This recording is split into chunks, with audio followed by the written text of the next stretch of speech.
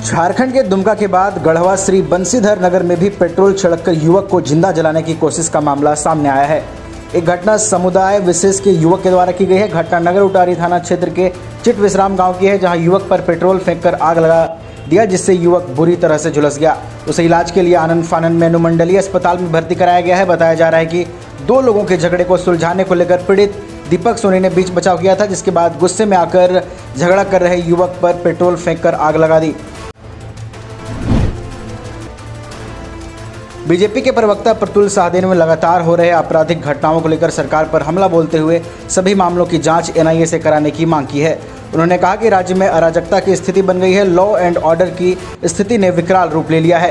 हाल के कुछ महीनों में एक विशेष समुदाय के कुछ कुंठित मानसिकता वाले लोगों के द्वारा दूसरे समुदाय के बेटे बेटियों को पेट्रोल से जिंदा जलाने की कोशिश करने और तेजाब फेंकने जैसी घटनाएं सामने आ रही हैं, जिसको लेकर सरकार पर उन्होंने अनदेखी करने का आरोप लगाया।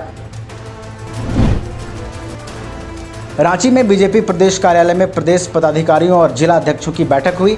बैठक में सांसद, पूर्व सांसद, विधायक और पार्टी के पदाधिकारी, प्रदेश अध्यक्ष दीपक प्रकाश, बीजेपी विधायक दल के नेता बाबूलाल मरांडी, संगठन महामंत्री कर्मवीर जी और केंद्रीय मंत्री अन्नपूर्णा देवी भी बैठक में शामिल हुई।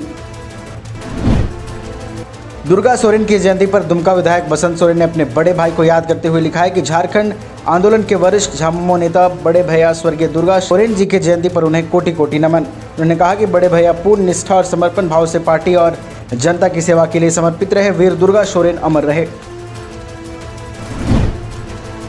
लातेहार जिले के सरयू ओपी क्षेत्र के एक युवक राजू प्रसाद ने अपने चचेरे भाइयों पर मारपीट और घर से 73,000 रुपये नकद निकालने का आरोप लगाया है।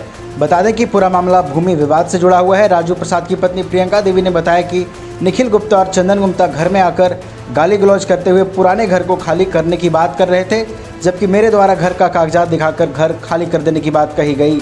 इसके बावजूद भी जबरन निखिल गुप्ता और चंदन गुप्ता ने गाली गलौज करते हुए घर का अलबेस्टर तोड़कर अलमीरा में रखा हुआ लोन का नगद पैसा 73,000 रुपये निकाल लिए।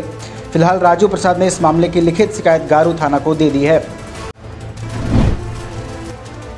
लातेहार के मनिका थाना क्षेत्र के दोमुहा नदी के पास एक ऑटो और टाटा मैजिक के बीच भीषण टक्कर हो गई, जिसमें एक युवक की घटनास्थल पर ही मौत हो गई, जबकि मृतक के परिवार के 7 लोग गंभीर रूप से घायल हो गए।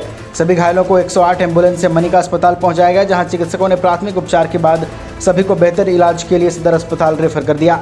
बताया जा रहा है कि परिवार के सभी लोग एक ऑटो पर सवार होकर नगर भगवती मंदिर पूजा करने जा रहे थे, तभी सामने से आ रही मैजिक ट्रक ने ऑटो में टक्कर मार दी, जिससे यह घटना घटी। सूचना मिलते ही थाना प्रभारी शुभम कुमार घटनास्थल पहुंचकर सड़क जाम हटवाया, जिसके बाद आवागमन बहाल हुई। पुलिस आगे की कार्रवाई में जुट गई है। मांडू के कुजू ओपी क्षेत्र के सीसीएल कर्मी वासुदेव महतो का शव सीसीएल आरा 16B के बंद पड़े खदान में तैरता पाया गया। बताया गया कि वासुदेव महतो 5 दिनों से लापता था। काफ़ी खोजबीन के बाद भी पता नहीं चल पाया था। अब व्यक्ति का शव मिलने से इलाके में सनसनी फैल गई है। वहीं परिजनों द्वारा आश्रितों को मुआवजा और नौकरी की मांग पर अड़े रहे। वहीं लोगों ने सीसीएल प्रबंधन पर लापरवाही का आरोप लगाया है। बोकारो में एक व्यक्ति द्वारा बैंक का लोन नहीं चुकाने पर बैंक ने मकान खाली करवाकर घर को सील कर दिया है। बताया गया कि बैंक ऑफ इंडिया से रामाधार सिंह ने लोन लिया था और बैंक के बार नोटिस के बाद भी लोन नहीं चुकाया गया, जिसके बाद यह कार्रवाई की गई। पूरा मामला बोकारो के आदर्श कॉलोनी चास का है। मकान मालिक रामाधार सिंह अब घर को दूसरे के हवाले कर कहीं और रह रहे हैं। बैंक ने मकान पर कब्जा के लिए प्रशासन से सहयोग मांगा था। इसके बाद चास सीओ दिलीप कुमार पुलिस बल के साथ पहुंचकर घर पर कब्जा दिलाया। बैंक अधिकारी राजीव कुमार ने बताया कि रामाधार सिंह ने वर्ष 2012 में मकान को गिरवी रखकर करीब 21 लाख रुपए लोन लिया था, जिसका ब्याज बढ़कर 28 लाख रुपए हो गया। कई बार रिमाइंडर देने के बाद भी लोन की अदायगी नहीं की गई। इसके बाद कानूनी प्रक्रिया के तहत गृह स्वामी को नोटिस जारी किया गया था। इसके बाद भी कर्ज नहीं लौटाया गया, इसलिए बैंक घर को नीलाम कर अपनी राशि वसूलेगी। नीलामी 12 अक्टूबर को की जाएगी।